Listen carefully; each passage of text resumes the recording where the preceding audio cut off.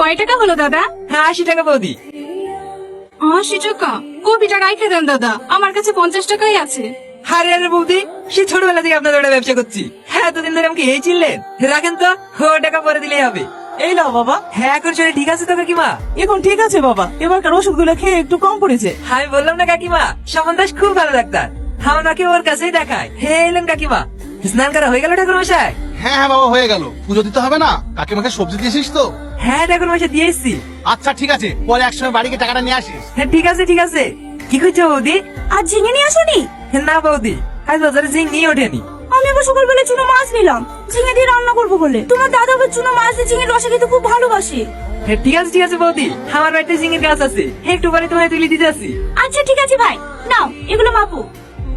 কই গো ভাবি, তাড়াতাড়ি আসো, আমাকে আবার ওই পারে যেতে হবে। হ্যাঁ আসছি। কই গো রঙ্গিলা বই, দুধ লিবা না নাকি? আর দুধ লেবো না মধু, রঙ্গিলা শ্বশুরবাড়ি চলে গেছে।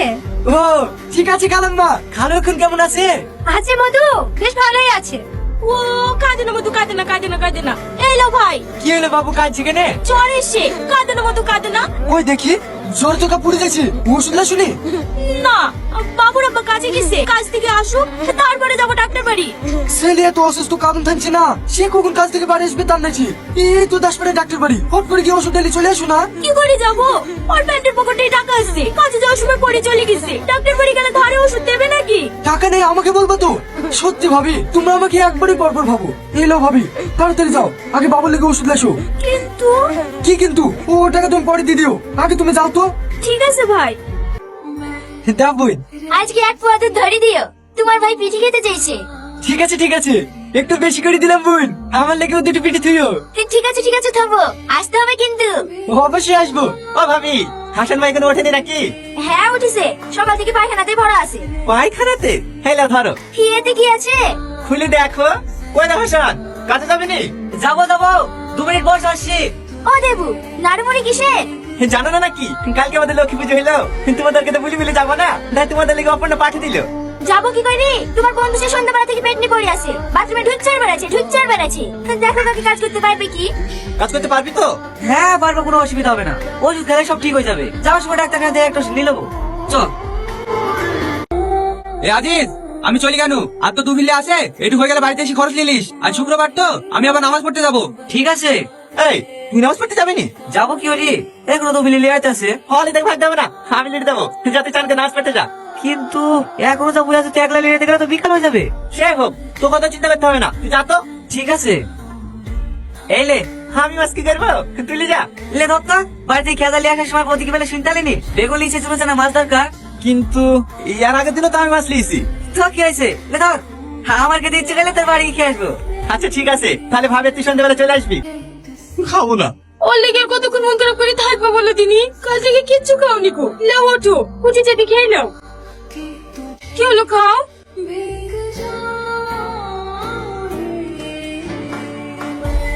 কি গো, হাত দিয়ে ফেললা যে? ভালো লাগছে না গো, বারবার আর মুখটা আমার চোখের সামনে বেশি উঠছে। এত চিল্লি আমাকে ডেকেছে, তাও ওকে আমি বাঁচাতে পারিনি। তুমি জানো অপর্ণা, ও আমার সব থেকে কাছের বন্ধু। ও এখন হাসপাতালে মৃত্যুর সাথে লড়াই করছে। ওকে যে আমি চোখের দেখাটা দেখতে যাবো, সেটুকু আমি ভাবছিনি।